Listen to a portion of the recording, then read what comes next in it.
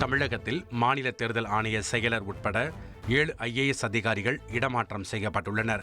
திட்டம் மற்றும் வளர்ச்சித்துறை செயலர் ரமேஷ்சந்த் மீனா ஓய்வு பெறுவதை அடுத்து அப்பதவிக்கு பொதுத்துறை சிறப்பு செயலராக உள்ள சஜ்ஜன் சிங் ராஜ்சவான் நியமிக்கப்பட்டுள்ளார்.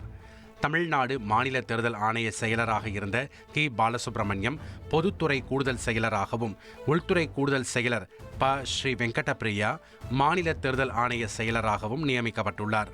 தூத்துக்குடி மாநகராட்சி ஆணையராக இருந்த மனோத் மருங்கேந்தர் லால் கூட்டுறவு மற்றும் உணவுத்துறை துணை செயலராகவும், தூத்துக்குடி மாநகராட்சி ஆணையராக பிரியங்காவும் நியமிக்கப்பட்டுள்ளனர்.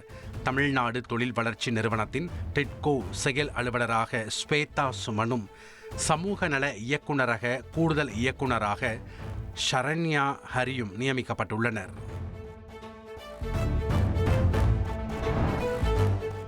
இணையத்தில் பரவிய பெண் வழக்கறிஞரின் அந்தரங்க வீடியோக்களை முடக்கினாலும் தமிழகத்தில் மட்டும் எப்படி தொடர்ந்து பரவி வருகிறது என சைபர் கிரைம் காவல்துறைக்கு சென்னை உயர்நீதிமன்றம் கேள்வி எழுப்பியுள்ளது.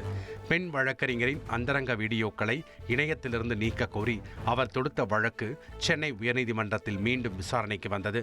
மத்திய அரசின் உத்தரவுப்படி வெளி மாநிலங்களில் அந்த வீடியோக்கள் முடக்கப்பட்டாலும் தமிழகத்தில் மட்டும் 3 இணையதளங்களில் அந்த வீடியோக்கள் பரவுவதாக அந்த பெண் வழக்கறிஞர் தரப்பில் தெரிவிக்கப்பட்டது. இதனை கேட்ட நீதிபதி ஆனந்த் வெங்கடேஷ், தமிழகத்தில் மட்டும் எப்படி அந்த வீடியோ தொடர்ந்து பரவுகிறது என கேள்வி எழுப்பினார்.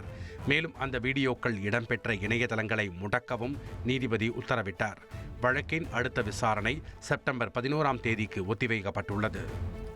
ட்ரெண்ட் ஆக்கிக்கோங்க. தந்தி டிவியின் சப்ஸ்கிரைபர்ஸ் அண்ட் ஃபாலோவர்ஸ் குடும்பத்துல நீங்களும் இணையுங்க.